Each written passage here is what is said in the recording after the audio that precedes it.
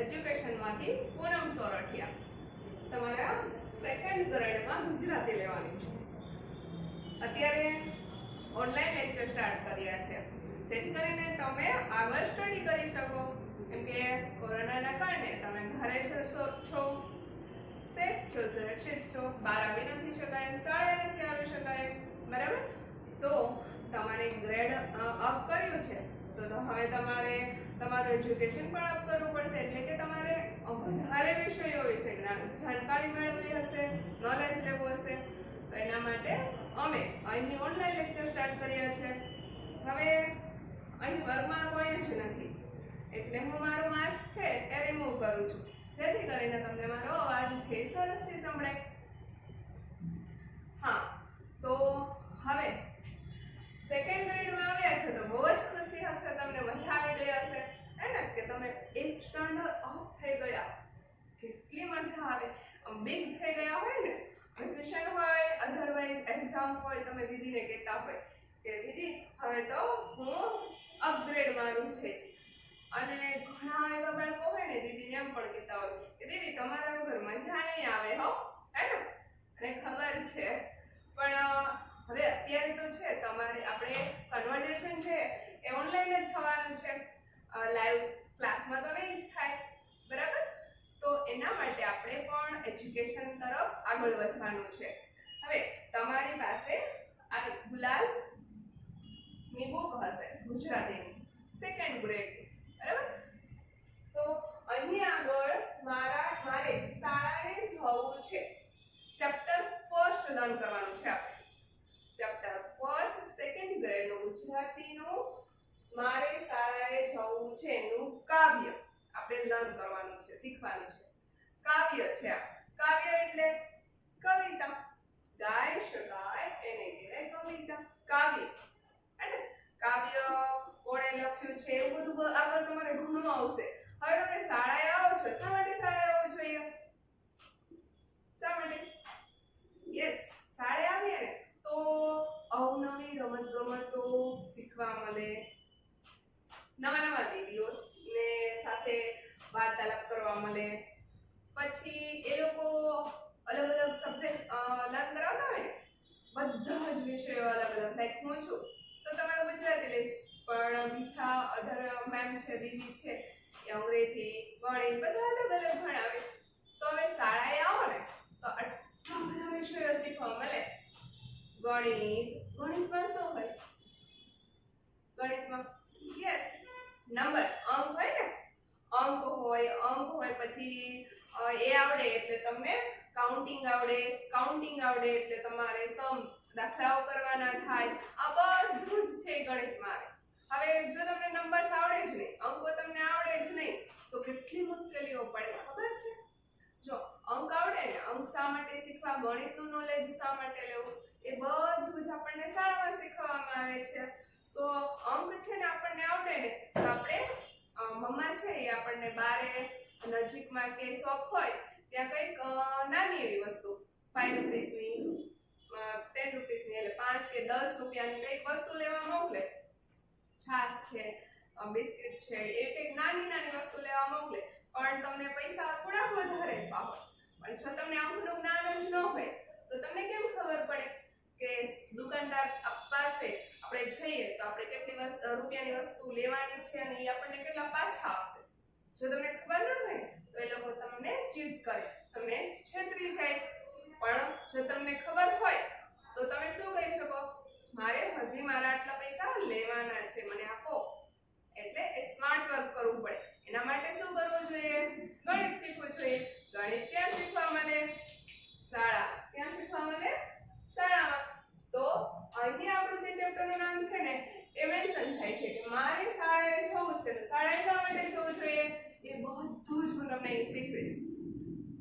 આપણે હજુ સ્ટાર્ટ જ કર્યું છે, ફર્સ્ટ લેક્ચર છે એટલે થોડી મજા આવે ને, તમે બોર ના થઈ જાઓ, થોડીક મજા આવે એવા વચ્ચે એક્ટિવિટી પણ કરશો એટલે થોડી તમને મજા આવે, તમે બોર ન થઈ જાઓ કે દીદી તો કન્ટિન્યુ મારે શાળાએ જવું છે, મારે શાળામાં આવું કરવું છે, પેલું શીખવું છે, એવું તમને થાય નહીં. એટલે એના વિશે પણ આપણે થોડી વાર્તાઓ કે કંઈક નવું એડ કરીશું એટલે તમને મજા આવે. વાર્તાઓ સાંભળવી તો ગમે છે ને, હે ને? મને તો વાર્તા સાંભળવી બહુ ગમે ને કરવી બહુ જ ગમે. હું તમને વાર્તાઓ પણ કહીશ. હવે શાળામાં જવા માટે શું શું શાળામાં શીખવામાં આવે છે ને એના વિશેની વાત આ ચેપ્ટરમાં આપેલી છે. શાળાની અંદર અવનવા સબ્જેક્ટ વિષયોનું જ્ઞાન મેળવવામાં આવે છે.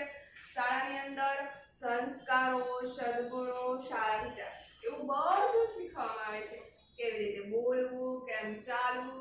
કોઈ વડીલો હોય, એક તમારા ઘરે તમે મમ્મી, પપ્પા, તમે નાનાથી મોટા ભાઈ બહેન કે દાદા દાદી, ઘણાનું મોટું ફેમિલી હોય તો એ જાજા બધા વ્યક્તિઓ રહેતા હોય.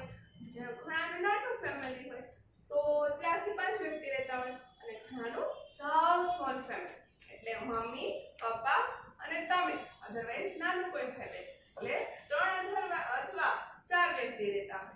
તો આવા ફેમિલીની અંદર જે બિગ બધા જ બહુ બધા રહેતા હોય એટલા મેમ્બર્સ હોય તો એમાં મોટા હોય દાદા દાદી, અંકલ આંટી આ બધા હોય, કાકા કાકી, તો આ બધાને આપણે કેમ રિસ્પેક્ટ કરવું, એલ્ડર્સ કહેવાય, આપણાથી મોટા વડીલો કહેવાય. તો એમને કેવી રીતે આપણે માન આપવું, કેવી રીતે સન્માન આપવું, કેવી રીતે બોલાવવું, એ બધું જ આપણને શાળામાં શીખવામાં આવે છે. ઘણા બાળકો છે ને બહુ જ ખરાબ રીતે પોતાનાથી મોટા હોય દાદા દાદી એનું અપમાન કરતા હોય. એ બોલાવે કે એની વસ્તુઓ લેવા માટે બોલાવે, આપે કે મને આ વસ્તુ આપને, તો શાયદથી જવાબ દઈ કે ના મારી પાસે ટાઈમ નથી, મારે રમવા જવું છે, લઈ લો ને જાતે. બધા અપમાન કરી અને બોલતા હોય.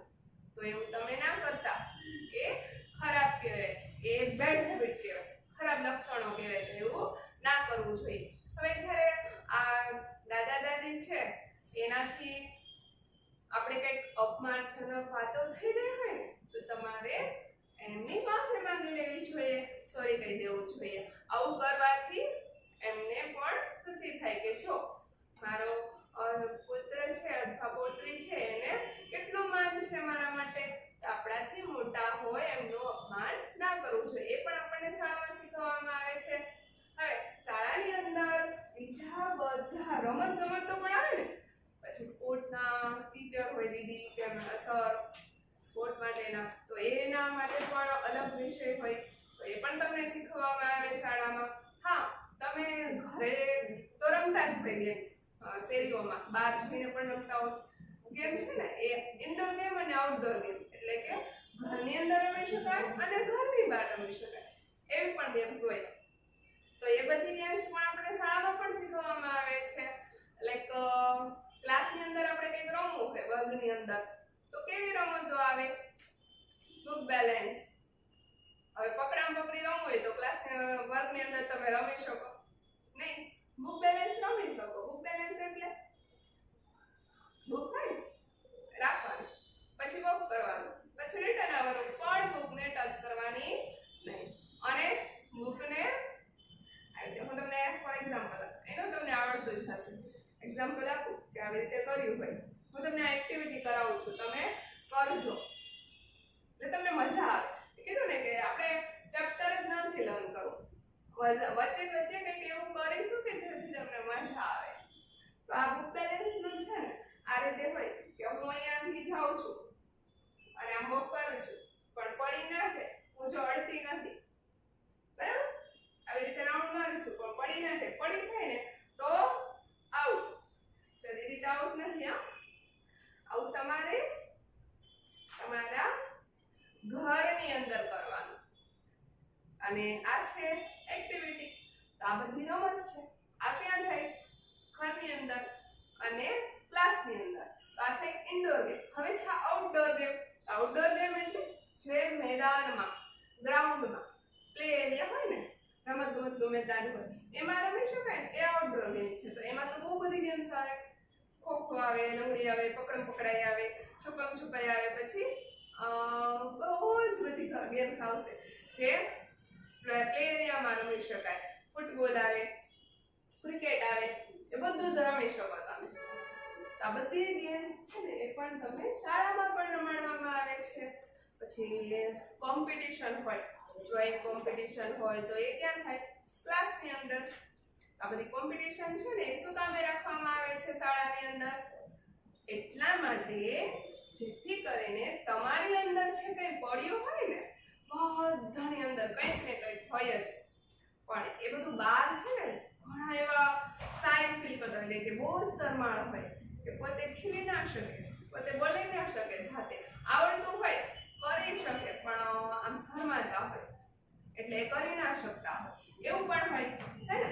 તો એ બધું જ આપણને આપણી અંદર જે પડેલું હોય ને એને બહાર લાવવા માટે કોણ હેલ્પ કરતું હોય? શાળા અને આપણા શિક્ષકો, આપણા દીદી, જેમને આપણે ગુરુજી કહી શકીએ. આપણે ગુરુ પૂર્ણિમા આવે છે તો ગુરુ પૂર્ણિમાના દિવસે આપણે શું કરીએ? ગુરુજીને વંદન કરીએ. શાળાએ આવીએ તો શું કરીએ? સૌપ્રથમ માં શારદાને વંદન કરીએ. તો એવું બધું જ આ કવિતામાં આવવાનું છે, તો શીખવું છે ને? હવે તમે જુઓ, આ ચિત્ર જોઈ લો પહેલા. મસ્ત મજાનો એક બાળક છે તમારા જેવો જ, કેટલો હેપી છે સ્કૂલે જવા માટે, દેખાય છે ને? જો એની જોડે બેગ બી છે. હવે આમ સ્કૂલ જવા માટે એટલો એક્સાઇટેડ છે કે સ્કૂલે જવું છે મને, જો દોડમ દોડ જાય છે સ્કૂલે જવા માટે, એને કેટલી ખુશી છે ચિત્રમાં દેખાય છે.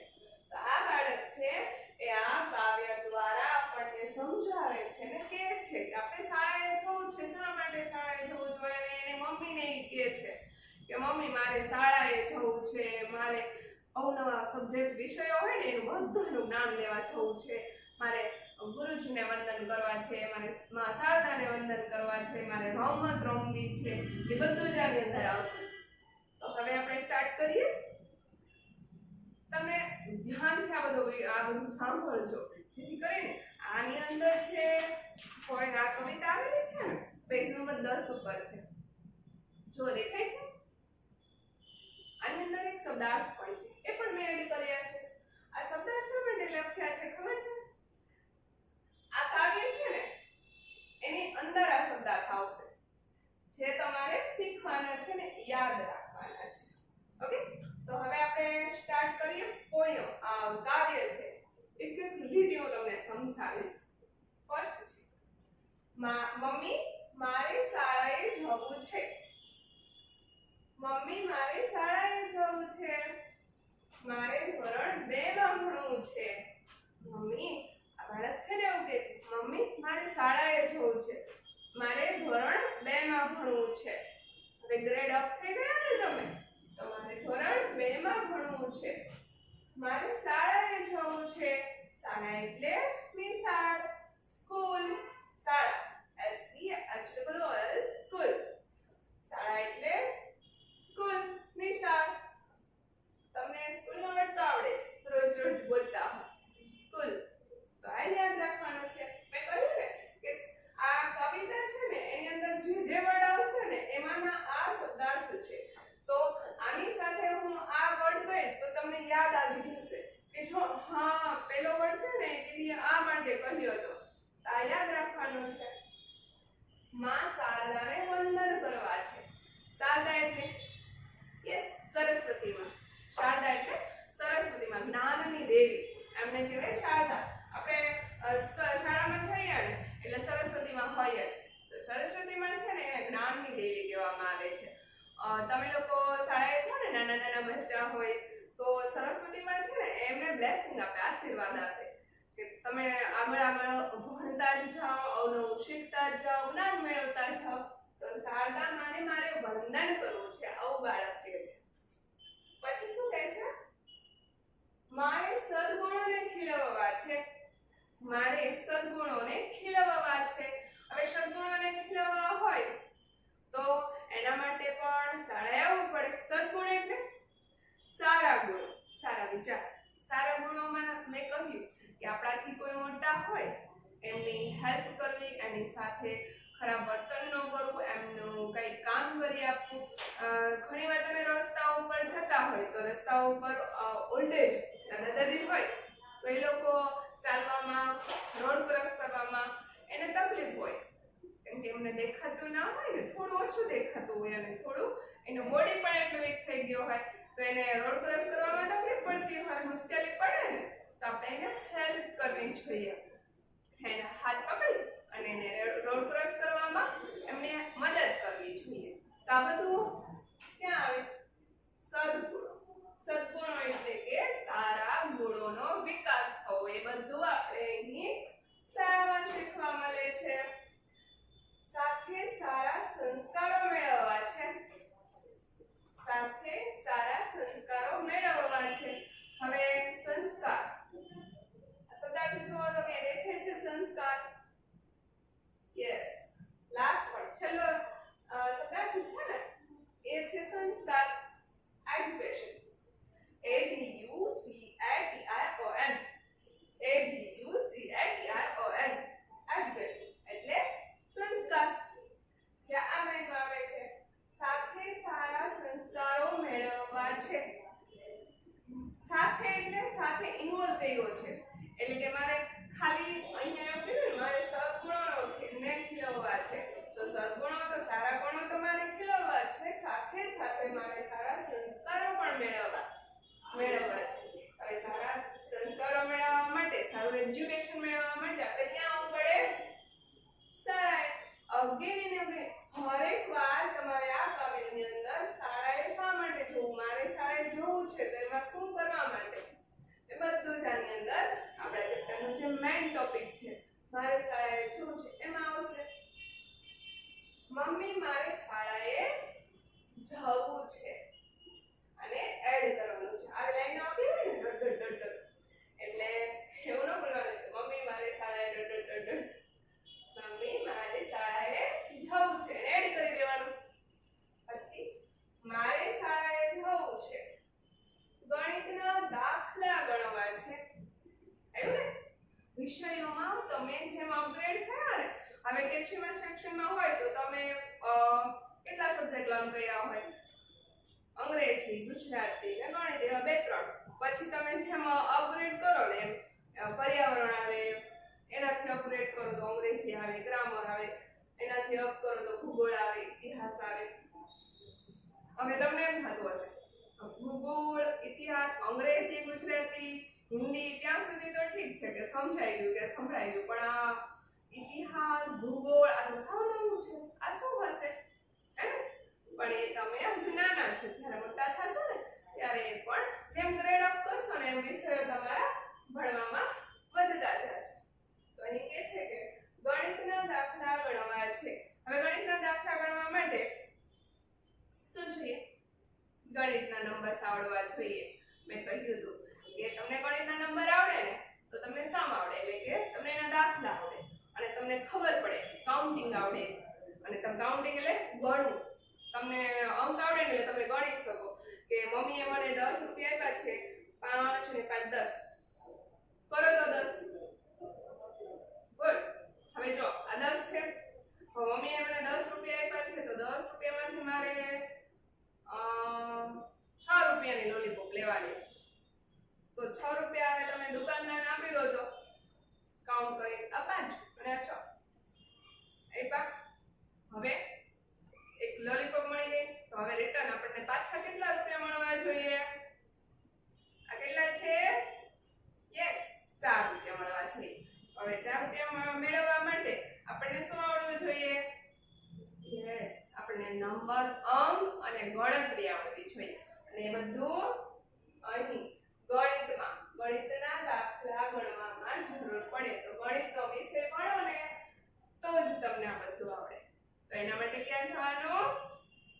યસ, શાળાએ. આવી ગયો ને પાછો આપણો ટોપિક, મારે શાળાએ જવું છે. પછી નેક્સ્ટ મારે ઇતિહાસ ભણવો છે. ઇતિહાસ એટલે ઇતિહાસ નવા અપગ્રેડ થાવ એટલે ઇતિહાસ આવ્યો.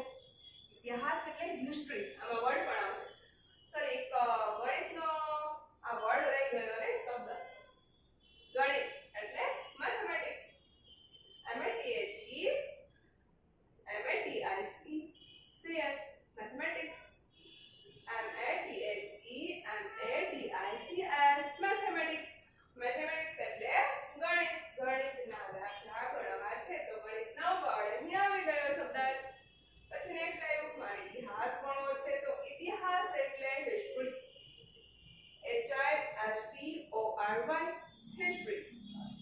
હિસ્ટ્રી એટલે ઇતિહાસ. આ વર્ડ યાદ રાખજો. ઇતિહાસ એટલે કે જે આપણે જતું રહ્યું હોય ને, જેમ કે ગાંધીજી છે તો એમણે આપણા દેશને ફ્રીડમમાં સ્વતંત્રતા આપવા માટે શું કર્યું હતું તમને ખબર છે ને? કેટલાય સૈનિકો, કેટલાય વીરાંગનાઓ આપણા દેશને આઝાદ કરવા માટે પોતે કુરબાન થઈ ગયા છે. અને ઘણી એવી હિસ્ટ્રી છે કે જેના વિશે આપણને નોલેજ ના હોય, એટલે તમે જેમ ગ્રેડ અપ કરશો એટલે બુક્સ વધતી જશે અને બુકની અંદરનું નોલેજ જ્ઞાન પણ વધશે. એ બધું જ આવશે ઇતિહાસમાં. યાદ રાખવાનું છે ઇતિહાસ એટલે હિસ્ટ્રી. ધેન નેક્સ્ટ મારે ભૂગોળનું જ્ઞાન લેવું છે. ભૂગોળનું જ્ઞાન લેવું છે મારે. ભૂગોળ એટલે કે યસ અહીં જો જીઓગ્રાફી.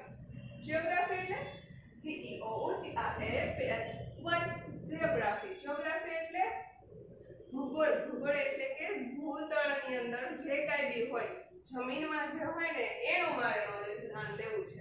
જીઓગ્રાફી એટલે કે એમાં પાણી હોય ને, પાણીમાં કેટલું બધું આવે. સૌથી નાનું ચાલુ થાય ને તો શું હોય? સરોવર, તળાવ, એનાથી મોટું મોટું થતું જાય છે. જેમ તમારે મેથ્સ છે ને, ગણિતની અંદર એસેન્ડિંગ ડિસેન્ડિંગ એટલે ચડતો ક્રમ ને ઉતરતો ક્રમ આવે ને, એવી રીતે અહીં ભૂગોળમાં આપણે પાણી જે છે ને એના વિશે પહેલા આવશે તળાવ, પછી સરોવર, પછી એનાથી આ બig મોટું રોડ થતું જાય છે, નદી, રિવર. તેના પછી યસ શું આવે? સી, હે ને? રિવર પછી સી આવી એટલે કે દરિયો. પછી મહાસાગર આવે, ઓશન એટલે બધાથી મોટું. પછી ઓશન આવ્યું એટલે કે મહાસાગર. તો આ બધું જ છે જીઓગ્રાફીમાં આવે. આ પણ ભૂગોળમાં શીખવા મળે છે. તમારે ભૂગોળનું જ્ઞાન લેવું છે. મમ્મી મારે શાળાએ જવું છે. તો અહીં આ બાળક છે, હવે આટલું પોતે આ કવિતાની અંદર આટલું કહે છે કે મારે આટલું જ્ઞાન લેવું છે, આટલા વિષયો શીખવા છે, લર્ન કરવા છે. એ તમને આના બધા જ વર્ડ છે, આ શબ્દાર્થ છે પણ લઈ લીધા. તમને એમ થશે કે દીદી એક તો રહી જ ગયું. હા, પણ હજી આપણી આ કાવ્ય છે એ પણ અધૂરું છે. એ પણ હું સમજાવીશ ને, એની અંદર આવશે. અત્યારે આજુ અધૂરું છે, પણ આટલું તમને સમજાઈ ગયું એ બરાબર છે. હવે આમાં તમને જ્યારે પણ કંઈ ન આવડે એવું હોય ને તો તમે પાછા વિડિયો જુઓ ને એટલે તમને બધા વર્ડ્સ બધું સમજાય કે હા દીદી આટલા વર્ડ આનો મીનિંગ આવો કીધો તો આ શા માટે જવું જોઈએ, અહીંયા શું કામ જવું જોઈએ એવું કીધું હતું. એક્ટિવિટીઝ પણ કરાઈ હતી.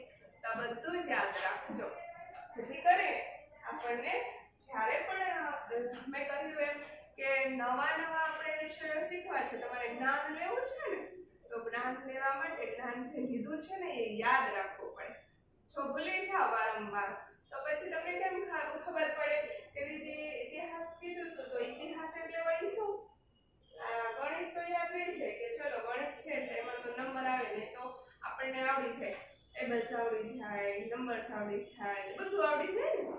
પણ ઇતિહાસ, ભૂગોળ આ થોડા વધારે બહુ એવા વર્ડ છે શબ્દાર્થ તમને ભૂલાઈ જાય કેમ કે હજી તમે નાના છો. પણ યાદ રાખો ને ત્યારે જ્યારે તમે મોટા થાવ ત્યારે જ્યારે તમારી પાસે આ બે વિષયનું જ્ઞાન લેવાનું આવે ને તો તમને યાદ આવી જાય કે હા દીદીએ એકવાર બીજા ધોરણમાં હું ભણતો હતો ને ત્યારે કીધું હતું કે અમારે ઇતિહાસ અને ભૂગોળ બંનેને જ્ઞાન લેવાનું છે તો બંને વિષય આવશે. તો એ યાદ રહી જાય ને.